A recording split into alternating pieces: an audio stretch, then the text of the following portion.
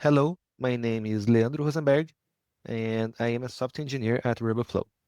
Today I'm going to show you how you can use auto-label to label smarter and not harder.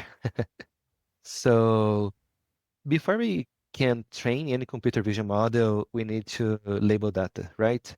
And that usually is the most painful part. Manual annotation is time-consuming, repetitive, and often slows down your entire development process.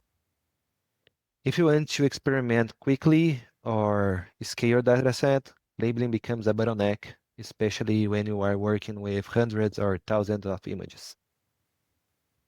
Uh, with auto-label, we can flip the dynamic a little bit, and instead of labeling hundreds of images manually, we can start with just a small set, maybe 10 to 30 images, and we can use box prompting for that too. That is another feature that I have AI labeling.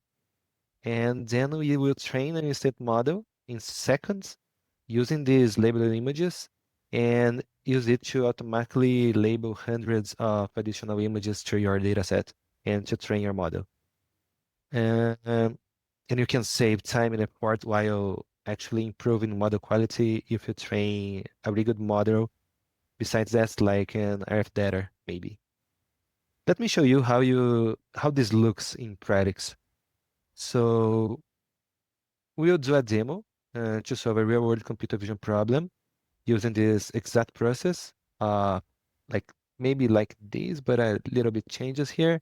And we'll do, and oh, sorry, and I'll also wrap it up, uh, show this model deployed inside the RoboFlow workflow, and can, for example, use our webcam to run this model. So let's start with our demo. Let me open here, and then that's my workspace. I want to create a new model for a new project for that, and that's it. It will be called, let me think, Pill Detector, and then the annotation group will be Pill Detection. Okay, it will be an object detection model, and for that I will upload a video from my computer that I've recorded with my webcam, and the interface will give us the possibility of split this video into images. Let's give me some like 303 images every 0.12 seconds. Okay, now it's extracting the frames. And after that, we will process these frames and then upload these images to our dataset.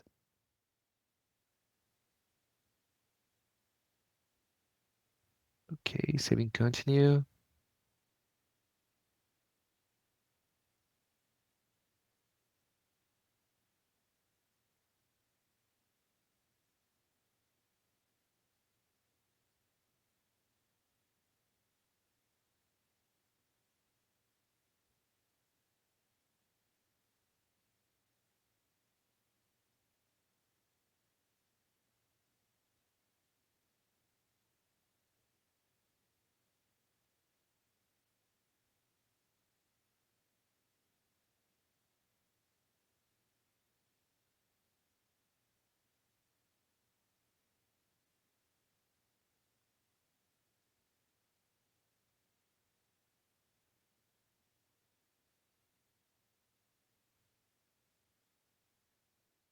Okay, so from there, I will start labeling manually, just a few images. So let's assign this to myself. And then, oh, let's do it better. Let's move to the side again. Let's annotate, start labeling, and just select like 30 images. Okay, assign to myself. Good. So let's start. And to label these images, we're going to use the box prompting. Box prompting can also help you label those images because you see, when you select a detection, it will try to infer against the image and see similar annotations. So yeah, I think we can approve this all. It missed this one. Okay, save this too. And let's see how it looks.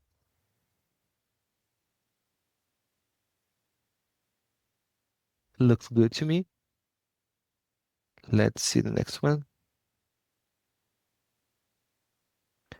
Okay, now just detected this here, and I can add more labels to improve the mod accuracy.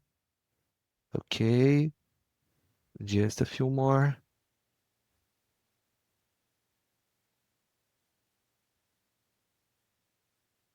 Okay, I think that's good now.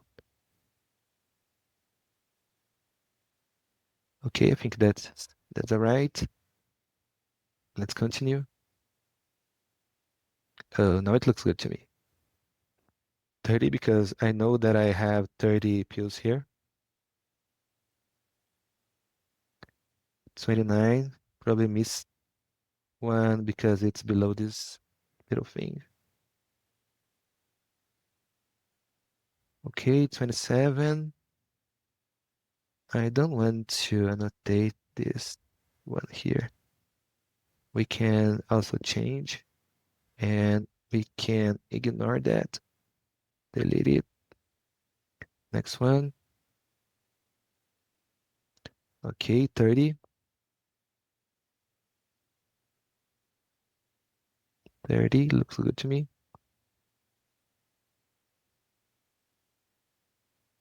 29 and missed this one.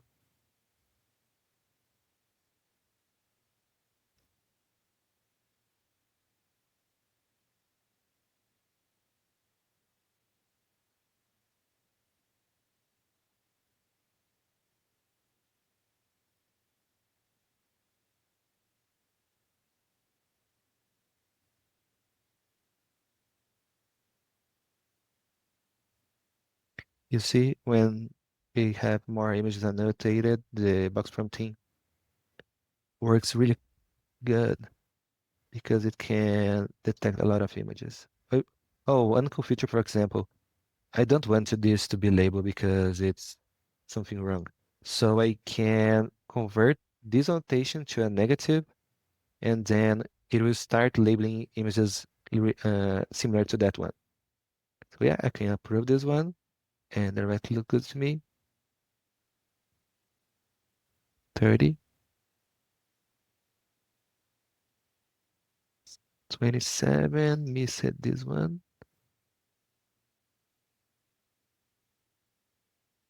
And also, but I need to fix that. That's a wrong notation. I don't want that.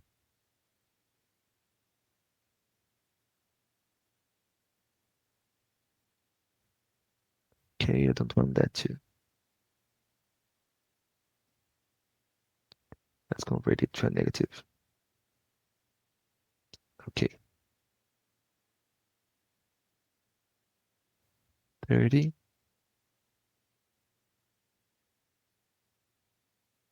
26, missed some annotations here.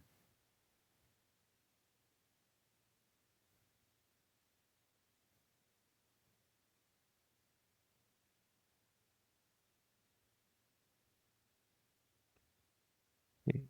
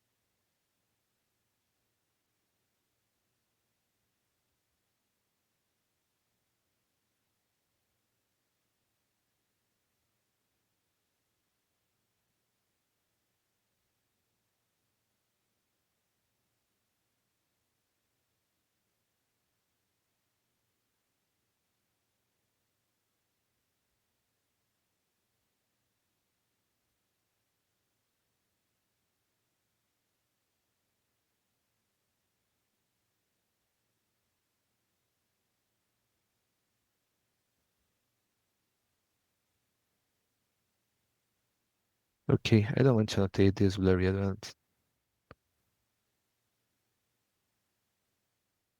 Okay, that's it. So now we have 30 annotated images. Let's submit it for review, and then I can approve it all and add all these approved to dataset. So now I'm going to add all these images to the training set because I'm going to train an instant model, and the instant model is trained on the training set of dataset. So that's it. I got redirected to the models page, and this disclaimer is showing me about the instant model. Okay, our instant model is already trained. As you can see, it's really fast. So I can use this model to run auto label on my another images. So let's do it. I have these images here. I can start auto label, and then I can select this model to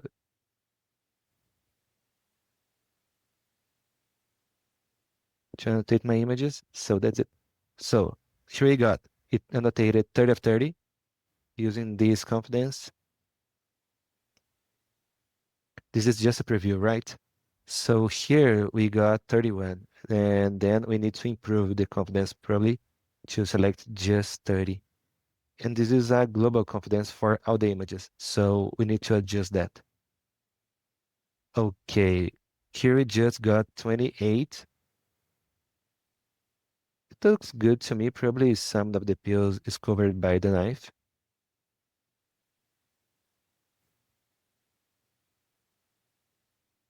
And got 30 by 30 of 30. That's good to me. Let's fire the auto label with these options.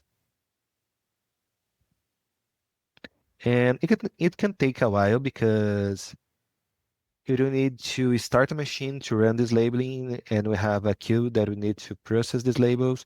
So maybe we have some magic here of fast forwarding while we wait this to run.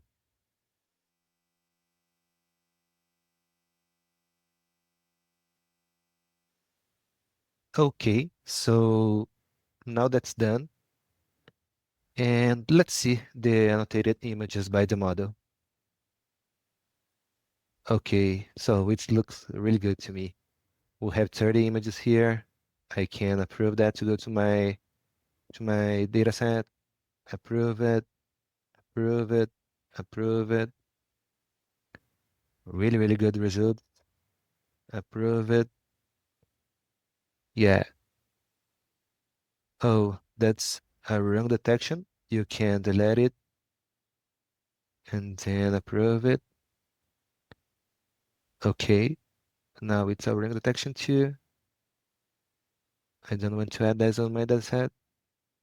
I can go back here and delete this one too. Okay. Now it's approve it.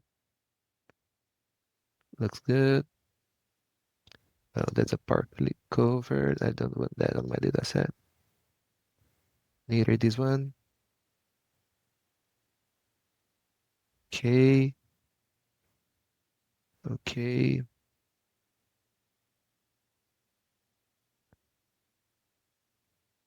Yeah. Oh, another wrong one. Okay. And as you can see, the model works really good because almost all the annotations are right. You just need to check if they are good to add to your dataset, but it can save a lot of time. Yeah, that's it. So let's say that I have reviewed all my images. I have added all my images to my dataset. For example, I just approved 30, but let's approve all. Okay, now let's add these images to my dataset. And now I want to split these images between train, valid, and test to train a more robust model like RF-DETR. So let's add these images to my dataset. Nice. Now I have 292 images on my dataset.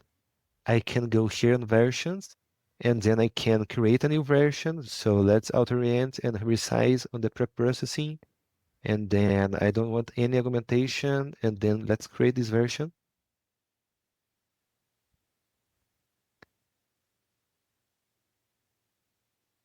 Good.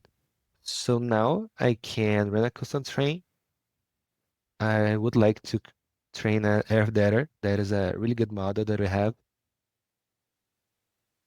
Just the base size, and let's train it. So to train this model can take a while, like 40 minutes, I think, for 300 images, maybe less than that. We have estimated 58 minutes. So yeah, that's it. And while that, I want to show you guys another cool feature that the auto label also can do. So the first thing that I want to show you too is that auto label also works for classification projects. So let's see, I have these images here. And I already have a model trained on this project. So let's start label with auto label. And I don't really run the auto label, but I will just show you the test results. So let's see. Yeah, here I have a dog. Here I have another dog, and here probably a cat. Yeah, that's a cat. So yeah, you can select four images to preview those images, select the confidence thresholds, and then starting the auto label job with these configurations. All right. And another thing that I want to show you guys that is also possible to run the auto label with a custom uploaded model. So what is a custom upload model? You can go to any project that you want, and you can go to the models page. And here on the models page, you can go on training model menu and click on upload custom model weights. So here we have documentation of how you can upload your custom model weights to our platform. It could be a model trained on a Google Colab, for example, or just can download these model weights from any website, or yeah, you can use any model that you want. So you have three possibilities.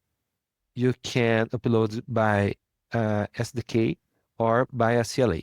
And each of these upload methods supports a versionless and a versioned model.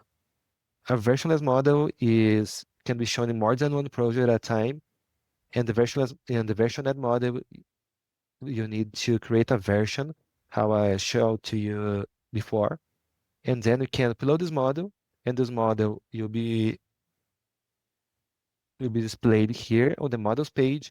And when you go in, and we come and go to the annotate on using auto label, the model will be displayed on the drop-down list. So that's it by the part of the auto label. And then I want to show you, probably my model is not trained yet, but I have another trained model using RF-DETR in another project. So now starting about the deploy part, let's use these models to build our workflow. And on the workflows page, to create a workflow, you just need to hit the create workflow button, and then it will create a blank workflow. And from there, we can try to ask the AI assistant to create our workflow. So let's do it. I want to create an example for you guys that can count pills on a selected zone. So I would like to count pills on a zone of the image. The output should contain contain should have the annotated image and also the pill count. I don't want to crop the image. Just select a zone. Yeah, that's it. Let's see how it works. So it will update workflow for me with these changes. Let's just wait, take like some seconds.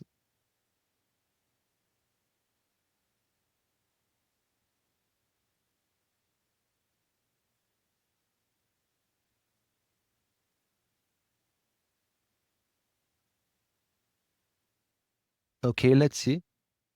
So what we have here, we have like the input, we have a polygon zone visualization and object detection model, a detections filter, a bounding box visualization, a proper definition of the pills count output.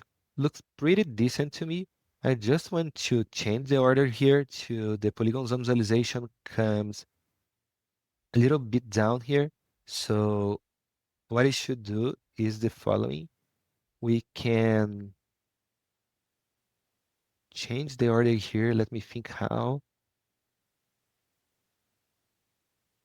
Yeah, I can put the object detection model to run on my image and not on my polygon zone visualization. So yeah, and then I can come from my polygon zone visualization and make it to run on my bounding box image. Just let me close this. And the output should be the bounding box. Where is it?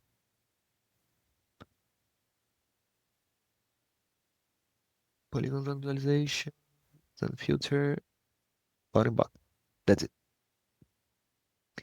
And let's see. So now we have the polygon zone visualization that is requiring the zone. So let's set the zone, set a polygon zone here.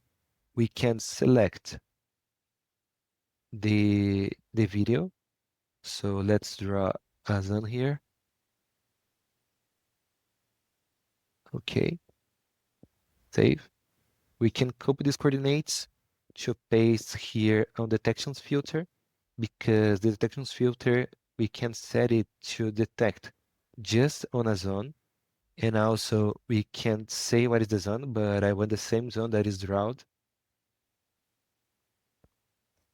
And then from there, you also need to select our model.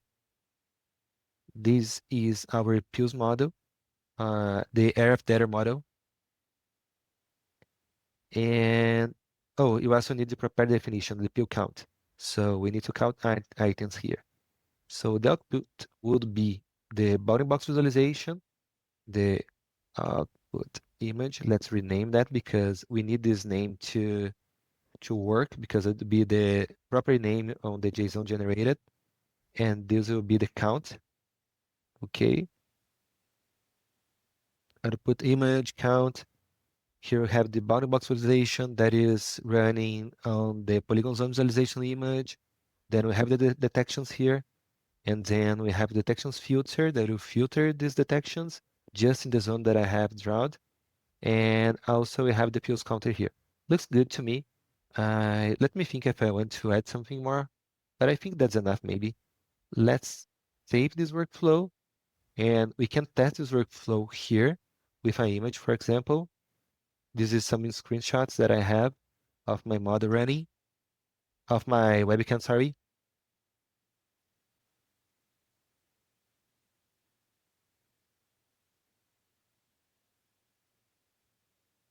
Okay, it can take a while because it's the first run after a period. So yeah, that's it. We have this output here, the zone that I have drawn, uh, the two pills, and the pill count too. Let's test with another image with more pills.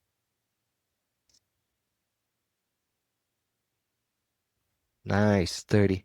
Yeah, perfect, perfect. And but that's not all that I want to show you guys because it's just a preview, right?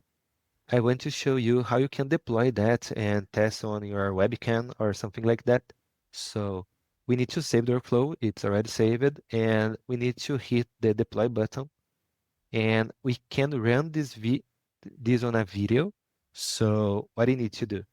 We need to install the inference, and it already gave to me this code snippet that I can copy and paste. So it is using the output image as the output. So I just need to copy. Let's up the cursor. Let's up this webinar folder. I have this py file here. Let me paste it here. I already have an environment with the inference installed, so that's The info is already installed here. And let's see what we can get with this code here. Let's see if everything is right. Okay, I'll put image. Let me just prepare my table here with some pills. Okay, let's run this code. Python pills.py. Let's see, select my current webcam because I got the index 0 here. Yeah, looks good to me.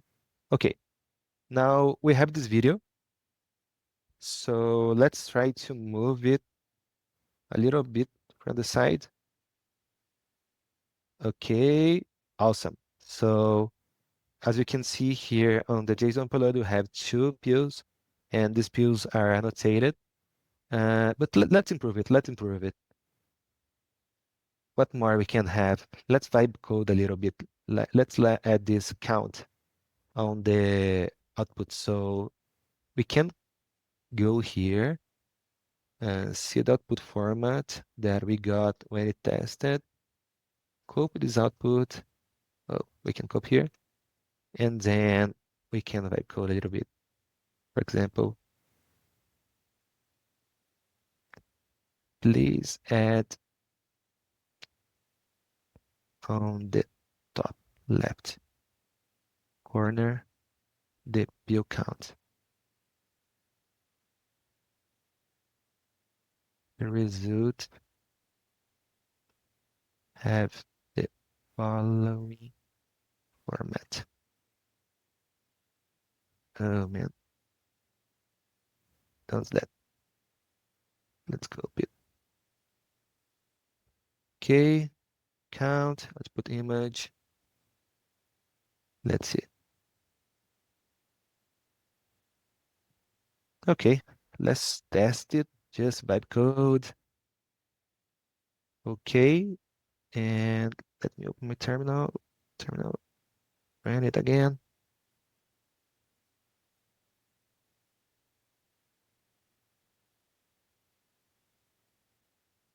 Okay, so now we have the pill count here on the left side. And oh, you can let me show you another cool thing.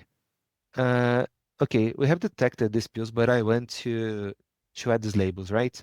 So what I have to do when I use our workflow, I just need to stop here, came here, change my workflow here. For example, I want a label visualization, and the label visualization would visualize on the polygons visualization. It's right. I want to have the predictions from the zone filter, and I want to show the confidence of each class, or we can also show the class and the confidence. No, just the confidence. That's enough. And then the bottom box visualization, change it to run inside the label visualization, and everything looks good to me. You just need to save the workflow, run again your code without any change in your code.